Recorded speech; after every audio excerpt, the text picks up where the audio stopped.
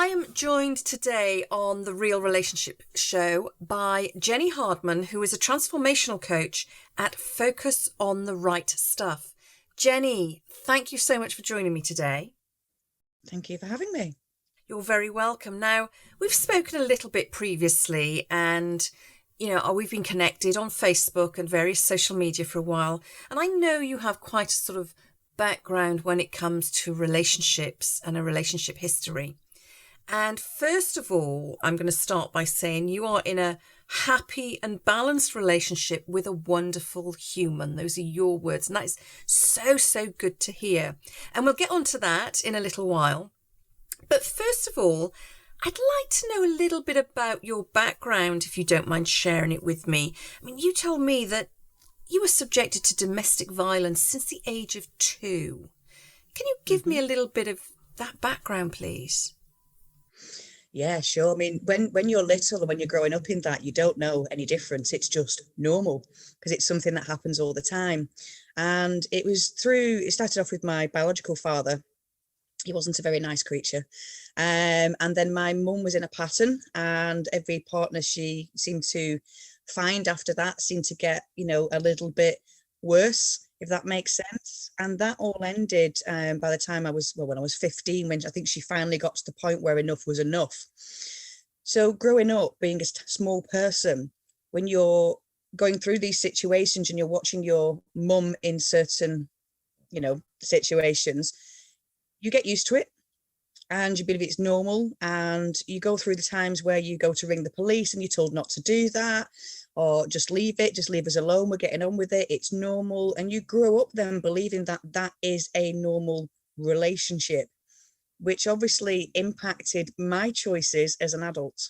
Now, I'm interested, you said there you go to ring the police and are told not to. I want to know what goes through a child's head, your head, when you're in that position and you can see or hear something happening to your mum. And I know from my own experiences that a child will try to protect their mum, try to protect their parent as best they can, even when they don't really understand what is going on. And what age were you when you first thought, I need to ring the police, this isn't right? Oh, I was 9. 9. So my baby brother had just been born. Oh my goodness. So that takes a lot of courage. And as a 9-year-old to say, I'm going to ring the police, I need to take a stand against what is going on here. And then to be told not to. What effect did that have on you? Do you know what? At that point, I think I'd got so used to it. It was kind of like, oh no, not again. I just want to go to sleep. It was kind of the norm. But my baby brother had just been born. He was only a couple of weeks old. And obviously I remember him in the Moses basket in my mum's room. And they were having a physical altercation in the bedroom. So I just walked past them as if nothing was happening, went to check on my brother, stroking his head. And I was asked, what were you doing? So I'm just making sure he's okay. He's fine, get out. I was like, okay. And then I looked over at the state of my mum and I thought, I've had enough now. I've had enough. So I just picked up the phone, because we had a phone in the bedroom. And it was, what are you doing? So I'm ringing the police. Put the phone down, just get out of the room. So I kind of just put the phone down, walked out of the room, and I thought, I give up. And at that point at 9, I'd give up trying to help, if that makes sense. Oh my goodness. Yes, it does make sense. I can completely relate to that as an adult, not as a child. So that must have had quite a significant impact on your life going forward. And you said at the top of the interview that, you made some unwise choices in your life. Yeah. So tell me, how did that impact? As a 9-year-old, you wanted to ring the police, you wanted to do something about it. You're told not to, and as you say, you gave up. What happened sort of through your teenage years and then into your adult years? I was a teenager. I was completely unruly. I was feral. Everything I did resorted to violence. If somebody wasn't doing something that I wanted them to do, or I was upset about something, I resorted immediately to violence, because that was the only action that I knew would cause, a reaction at the end. So as a teenage girl, I was never in any serious trouble in school, but everybody knew to stay out of my way, if that makes sense, because if you got in my way, you just get flattened, which looking back, you think, oh my goodness, that is horrendous, to be that way. And I actually met my children's father when I was at school. So he'd been through that whole journey with me, and he was kind of one of my friends throughout the years. And I wanted to get out of my situation as quickly as possible. Obviously, the home situation, because it just carried on getting worse, even through the teenage years. It got worse and worse and worse. So by the time we were 17, it was like, right, come on, let's get our own place now. Let's fly, get our wings, let's fly away. Let's go and start our own life. Because he was an amazing human being. He was lovely, he was kind, he was gentle. And we got our own place. We got a mortgage at 19 because we thought we were adults at that point. Then it was kind of, what do we do next? We've got a house, we've got good jobs, what do we do? And it was, let's have a baby, as you do. And that sent me into a ridiculous spiral of depression, postnatal depression. And I wasn't mature enough at that time to handle those situations. Following on from that throughout life, he got more and more controlling. I didn't realize, because that was normal. I didn't realize how controlled I actually was. When we look back now, and I said, I remember a time I went to Tesco to do some shopping, and I'd gone to a different Tesco further away because I just needed to get out of the house. And I had a phone call, where are you, who you with, what are you doing? And I had to get the guy in the, I'm laughing because we're friends now, and it's hilarious to look back. I had to get the guy in the vegetable aisle to confirm where I was. And now you look back and you think, why? What the heck was going on? Why did I feel the need to do that, rather than standing up and saying, no, get a grip on yourself, and this isn't normal. And that went on till I was 27. So I was with him for 12, 13 years in a relationship. And it starts off with the little things, the tiny little comments, the things here and there, and it progressively got worse to the point when I was 27. And I realized, I've been in the same situation that my mum was in, and I didn't realize it happening. And I was the one who was always saying, oh, I'll never be in a situation like that. It's utterly ridiculous. Why don't you just leave him? He clearly doesn't love you, and all those things. And then I was in that situation myself. Goodness. So at that point at 27, how many children did you have by then? 4. So you had 4 children. You realised you were in an abusive relationship, and you were repeating the patterns that your mum had repeated. At what point did you decide to get out? This is going to sound really bad. The time I decided to get out is we had a group of friends. We always had a huge group of friends, girls and boys, and we always used to go out playing, pool or going having a few beers. And there was just one guy that was really, really nice. And I started to develop feelings for this other guy. And I thought, if I'm starting to develop feelings for somebody else, I'm clearly not happy where I am. Something needs to change. And that was the point when I thought, I need to do something about this now, because I clearly don't love him in the way that he wants to be loved, or that I should love him. And he clearly doesn't love me in the way that he should love me. So this is wrong. Okay. And did you just sort of up and leave, or was there a lead up to that? Was there a particular situation? You said you developed feelings for somebody else, so you acknowledged that if I'm feeling this way about somebody else, then that suggests I no longer have feelings for my partner, so I need to do something about it. Tell me what happened. Was there an incident? Was there a sort of defining moment other than the feelings, or did you just think, I'm not being fair on myself or anybody else, and actually I'm just going to leave? Yeah, it just got to that. There was no defining incident, because there was incidents all the time. I was speaking to my partner last night about some of the incidents that happened, and I said, we can sit back now and go, why did we sit in those situations? There was a time where, I was being physically and verbally attacked for 3 hours over a period of time, and I said, and that was normal to me. But it wasn't that defining moment. I just sat him down and said, look, I've had enough. You need to leave. And it was, I'm the bad person then. It was all twisted on me. I've done this, I've done that, you've done this to me. And I was like, no, I appreciate that, and I accept that. This is why I'm making this decision for you, so you're going to have a better life. Goodness. That takes a lot of courage, actually, because I know from my own experience, I know from talking with numerous survivors of domestic abuse and domestic violence, that very often the person who decides to leave, the person who's been attacked who decides to leave, it then becomes their fault. And Yes. we know as victims of abuse that the abuse is our fault anyway. It's the perpetrator will always blame us. It was our fault. We drove them to it, this, that, and the other.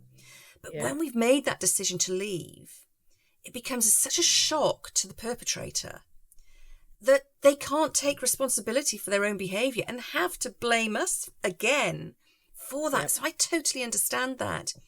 And I think it's about most domestic abuse and domestic violence victims go through 35 attacks before they actually leave. It's 33 or 35. I can't remember the exact figure now. Wow. And I looked back at my own experience and I thought, actually, that's probably about right. And from what you're saying to me, it became your normal. Yeah. And you think, well, this is normal.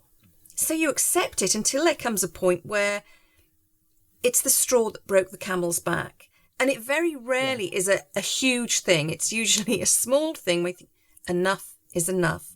And like you make that decision. So talk to me about what happened next. You told him that he needed to leave and you were making this choice and this decision for him to improve his life. Yeah. What happened next? Did life improve for you? Did it all go smoothly? Tell me. It got worse. It got worse. A lot worse. He moved out, got his own house. I ended up having a nervous breakdown. And I basically said, you need to take the kids for a few weeks. I need to heal. I need to get through things. And literally on day 2 of him having the kids, he rang up crying. He was so sorry. He didn't realize how hard it was with the kids, all the usual. And I just turned my phone off and ignored him and left him with the kids for 4 weeks. I thought, I need to heal. I need to get better, because I wasn't a nice person then. I was angry. Everything I did, I was reacting. So I wasn't thinking about my actions. I was just acting. So I was the person who was throwing things in the house. I was screaming, shouting, because I was just angry all the time. I don't quite understand what happened next, because I ended up moving into his house with him. And I don't understand how that happened. And I look back and say, I don't understand how that worked. Why did I do that? I think I was under pressure to be the a perfect mum and a perfect wife and sort our family out. And that's when he started being sexually abusive. Now, I reached out straight away to my family and said, this has happened. What do I do? And they told me, it's normal. It's what happens in marriage. You signed a paper to say you'll fulfill his needs. So if you ever go to court, they won't do anything about it. So just deal with it. So I dealt with it. And it was repeated night after night after night after night. And again, I wasn't in a very good place. And I was kind of lost. I didn't have any friends at that point, because they all kind of went, well, it's just what happens. Everybody was under the same mindset. Well, it's just what happens in marriage. And I knew it was wrong, but I was believing what everybody was saying, because I was thinking, if everybody's telling me this, then everybody must be right. And a similar thing happened again. I became friendly with another man, and realized that I was in the situation that was wrong and I needed to get out. Now, this time I was adamant. I was getting out. That was it. Done. You need to leave. And this time it was very quick. And I was very, you've pushed a boundary now. Yes, you've been physically violent. Yes, you've been, verbally violent. But the stuff that you've done since is just utterly disgusting. That's it. Done. And I immediately jumped into a relationship with this other man. Unbeknown to me, I jumped out of the frying pan into the fire. He was so much incredibly worse, so much worse. But I needed out of that situation, and I saw this as my shining light to get out of it. When we started kind of speaking and dating and speak to each other, it was wonderful. I thought I'd met my knight in shining armor. He was incredible. He booked hotels for us. We took weekends away. We had beautiful meals out. He was always there, showing up, being this absolute perfect, idea of a man or a male in your life. goodness. And of course, I have a sort of similar trajectory to yours.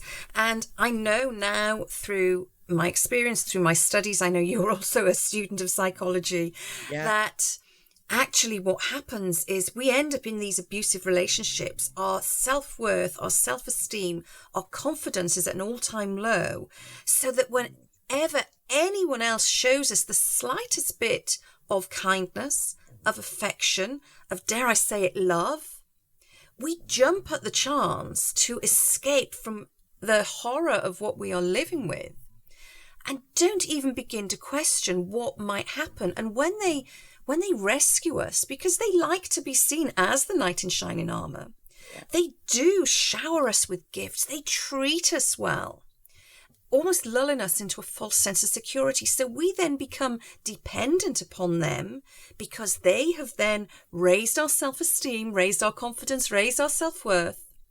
So we jump into this relationship with them, believing that everything's going to get better. But what happened next? We actually had a miscarriage very early on. Wasn't planning on having any more. I had 4 children, he had 3 children, we weren't having any more. And accidentally we had a miscarriage.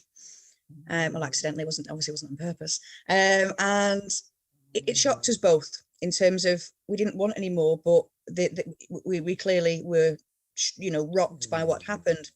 So we discussed whether we wanted another one to bring the families together. And, at this point, everything was still wonderful. So I thought, you know what? I think it'd be nice for us to have one together. So we're cementing both families and both the children. So we've got a blended family, and everything was lovely. I still wouldn't let him move in with me. So I lived on my own with my children, and he lived literally around the corner. Looking back now, there was certain flags that were popping up, but I dismissed them because he was so wonderful. And when our daughter was born, she was about 6 months old, it all started to unravel. It was literally, he'd give up the lease on his place on the Friday. On the Saturday, everything unraveled. And I'm looking back now thinking, that can't be a coincidence. He'd basically waited until he's got that point where he was in, and then everything unraveled. It turns out he was still living with his ex-girlfriend and children the whole time that we were together. The whole time I was pregnant, the whole time that I'd had my daughter, the whole time he was still living with another woman. Now, when we got together, he was the single dad to his eldest son. So he's like, well, you can't come round because obviously I don't want to disrupt Cameron. And I was like, that's absolutely fine. I've not got a problem with that. You don't want to disrupt what's going on. So I kind of just went with it. And then everything unfolded. He'd lied about absolutely everything. He was sleeping with my friends. He was sleeping with other women. I got into the super psycho mode. I'm not afraid to say I hacked social media and his emails. There was hundreds of women, hundreds. Oh my goodness. So how did you feel? I mean, you said you went into super psycho mode, and that's kind of understandable in one respect. You want to know what's going on. You thought you were about to create a new life with this man, a better life. Yeah. So what happened next? I immediately moved out. And as narcissists always do, they worm their way back in.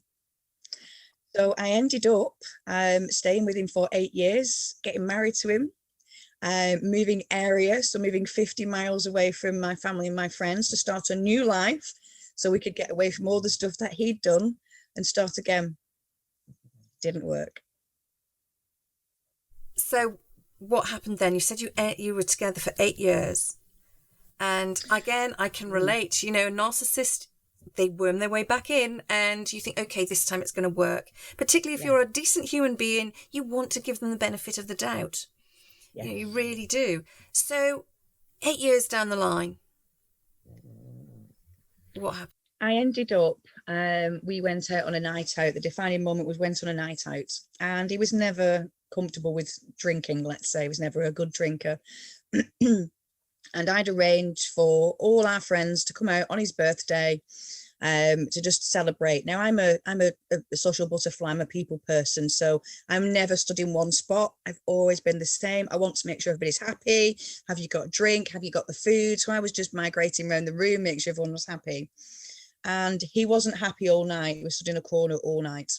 And when we got home, we were both intoxicated. I'd had a good night. I don't know about him. I had a good night. And I had a dress on that was very, very revealing. So it came down to my navel. Now I had a gorgeous figure at the time. So why would I not? I was madly in love with him. I never even looked at another man. So why was it a problem? And apparently someone had looked at my breasts one too many times and it was my fault.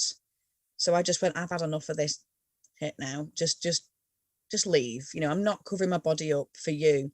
And the next thing I knew, I was in the bathroom at the bottom of the shower. I don't know how I've got there, with his hands around my throat. And that was kind of, wow. Now, the funny thing is, in that situation, I didn't fight. I think I'd been through enough experiences by that point to realize that if I fought back, it would be worse. So I just lay there and let him get over with what he was doing. I actually thought I was going to die because the air was leaving. I don't know if you've ever been in that situation, but I was in that. I thought I was going to die, and I just thought, please, please, please, someone, I hope the children are okay with the dad, but what is going to happen to our daughter? What is going to happen to her? Who's going to look after her? Which was a scary, scary thought. I mean, after that, luckily, I spoke to my first husband, and that's all sorted now. We get on absolutely fantastic now. We've dealt with all the challenges, what went on, why it went on. We've dealt with all the, why he behaved that way, why I behaved that way. We've dealt with all that. We're actually really good friends. So I made sure that him and his wife were my power of attorney. They had responsibility over our daughter, just in case the worst happened. But you know what? I took him back again. And this time I took him back. I can't explain in terms of, he wasn't physically violent. He was very manipulative. Very manipulative. And I had an operation for cervical cancer. So I had to have most of my cervix removed. And I remember one day on my birthday, I'd gone to get a full hysterectomy, but obviously you've got to go and have swabs and everything else before you go in. And on my birthday, I opened my text that I had a sexually transmitted infection. So I was like, okay. So I just said, look, I've not been anywhere. I've not done anything. Whoever you've been with, you need to go and let them know. So I wasn't angry. It was more, you need to let the other person know so they can go and get treated, because this isn't fair. Because I thought it'd be him. And nope, not been anywhere. Nope, it's not me. Nope. I mean, luckily it was only mild. It was nothing serious, but that's not the point. It turned out he'd been sleeping with one of our customers, because we had a landscaping company. Been sleeping with one of our customers and passed on a sexually transmitted infection to me, knowing that I'd been through that situation. I just thought nothing of it. Now, for the next 2 years after that, he ended up living on my couch. I now know, obviously going through therapy and researching psychology, we had a parent-child relationship. So he's basically an 8-year-old boy in a man's body. So I felt like I was his parent. Now, if anybody says, why can't you kick them out? Could you kick your 8-year-old child out? Because that's the bond we kind of had. I couldn't kick an 8-year-old child out on the street. But he did, and he agreed to move out at the beginning of lockdown. And then lockdown happened, so he was stuck for an extra few months. But no, he's gone. It's done. It's over with. And that took 3 years of intense therapy to get me to the point of even him still living in my house. He basically had one room. We didn't go in. He walked in, I walked out, and it was that situation for 2 years. Goodness, and that takes its toll as well psychologically. I know certainly you've touched on an awful lot of things there where I'm thinking, oh my God, I was in that situation. You talked about the shower, and my first husband had held me by the throat underneath the bathwater, and I could just see sort of darkness creeping over me, and I remember at the time thinking, oh well, if this is it, at least I don't have to go through this anymore. And I was going to ask, did that thought cross your mind when you were in the shower, when he was sort of with his hands around your neck and you thought, this is it, who's going to look after the kids? Was there also a sense of relief that this would be all over? I've just got goosebumps, yeah. It was more of a, thank God, just let it be over with. I don't have to deal with this anymore. And I was kind of at peace with that. So yes, I was concerned about what was going to happen with the children, but I was just fine.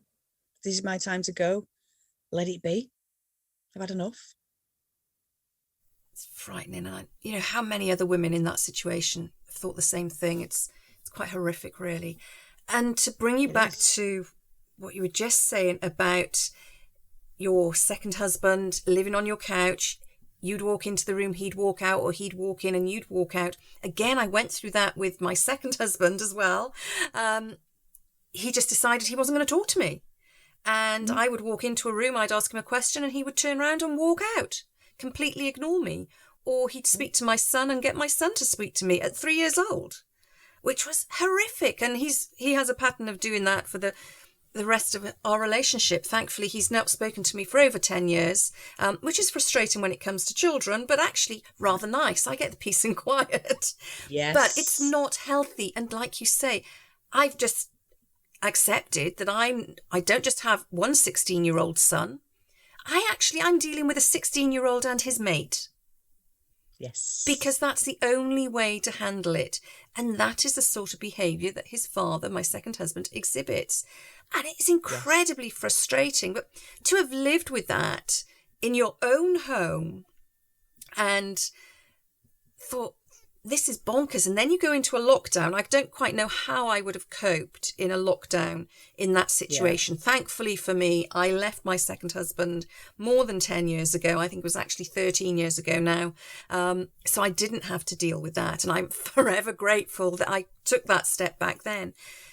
But it brings me back to the conversation we had at the start of this interview. So your second husband is living on your couch as we go into lockdown. Yeah. You're not talking to each other. You're walking in and out of rooms as one or other of you comes in and out. Yet, you're now in a happy and balanced relationship with a wonderful human. How did that happen? Excuse me. Quite oddly. When I came out of the second marriage, it was only last year, I was adamant, I'm not having any more relationships. I don't want any human, man, woman, anything in my life. I'm done. I am just going to, utilize humans as and when I need, because that is where I'm up to. I don't have any intellectual capacity or emotional capacity to deal with anybody else. And through my own therapy and through things that I've, kind of created myself, as you do, you create your own pathways. I wrote a list. I thought, if I ever in the future ever get into a relationship, it's going to be right. So I wrote a list of all the traits that my ideal man would have. Ideally above 6 foot, wasn't important, but ideally above 6 foot, ideally above 14 stone, because that's my type.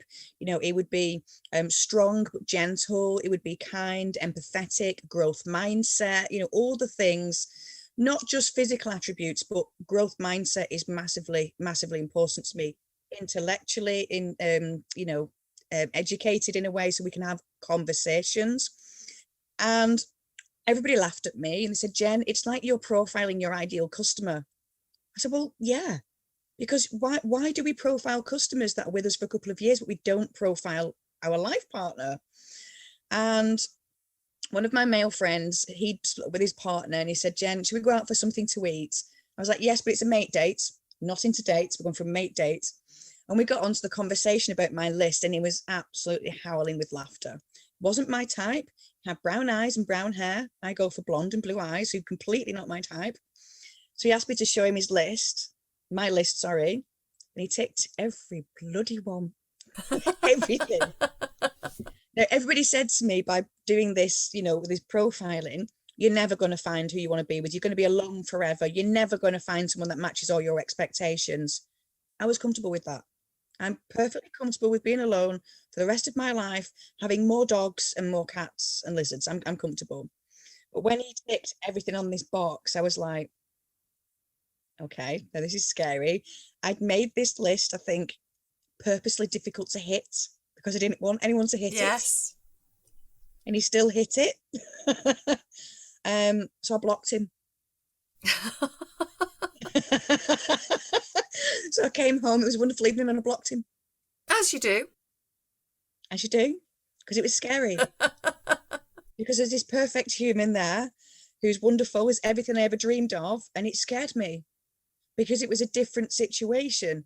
Because he wasn't abusive, aggressive, nasty, he was following different patterns. So when he did something, how I explain it, it's like living in a pond and then you end up in the ocean, and the ocean's a big scary place because you don't know what's coming next. Whereas in a pond, you're quite comfortable with where the plants are and where the little fish are. So when you're in the ocean and you've got all these things coming from different angles, you're unsure of how to react. Now, what hit me a couple of months ago was my 7-year-old daughter. We've got a little pug here, and she'd picked him up, and we've told her multiple times how to pick him up because he's like a loaf of bread. You've just got to pick them up correctly. And she'd picked him up wrong. So my partner now said, we've told you about this. Please don't pick him up like that because you're going to hurt him. Please do it like this. And she had a 4-hour meltdown, crying, tears, screaming, kicking. And I was like, what is going on? She was scared because he didn't shout at her, because she didn't know what was going to happen. And that rocked me because I thought this pattern is now continuing through my children. So now's the time to stop it. So we're just going through that at the moment with the children now on, how a real relationship is meant to be and how to react and how to act. And it's difficult. I'm not saying it's easy, because they do adversely react to things where you think you're being nice and normal, and they're going into a, fight or flight mode because they don't know what's going to happen next. Wow. Do you know what? I had no idea quite how closely aligned mine and your trajectories are. And on the note you've just shared, the first 2 years I was with my partner, and we've now been together 8 years. The first 2 years were hell, not because they were abusive or anything else, but because I spent 2 years trying to prove that he wasn't as good and kind and gentle and honest as he really is. And there came a point where it was about 2 years in, he sat down with me and he said, Deb, you can throw as much as you like at me. And I don't mean physically throw, just metaphorically throw whatever accusations, whatever rubbish I wanted to throw at him. You can throw whatever you like at me, but I'm not going anywhere. If anybody breaks this relationship, it's going to be you. I'm here and I'm here for life. And I remember sitting there and thinking, oh, bother. Now what am I going to do? Because I didn't know how to be in a relationship that wasn't abusive, that didn't have conditions attached, that wasn't aggressive. And it really hit me at that point that I was trying to turn him into another version of one of my ex-husbands or previous partner who had been abusive. So the fact that you recognise that in your daughter and you recognise that you can break that cycle is absolutely incredible. And this is obviously why you are such an incredible transformational coach. And I'm really excited to hear that you are writing a book at the moment, and I can't wait for that to come out, because I don't know if this is a working title or the actual title, but it's called Don't Judge My Story by the Chapter That You Walked In On. Yeah. Oh my goodness. Yeah. I can't wait to read it. Jenny, thank you so, so much for joining me today. Thank you so much for sharing so openly, honestly, and vulnerably about your real relationships. If our listeners or viewers would like to find out more about you, where can they get hold of you? I've made it really, really easy for people. So it's just my name. So I do have a website, which is www.jennyhardman. So Jenny with a Y, jennyhardman.co.uk. If you search me on social media, I will come up on LinkedIn, Facebook, Instagram, absolutely everywhere. Jenny Hardman. If anybody wants to reach out, if they've resonated with anything and just want a simple conversation, then please feel free to do so. Jenny, thank you so much for joining me today. Thank you very much, Deb.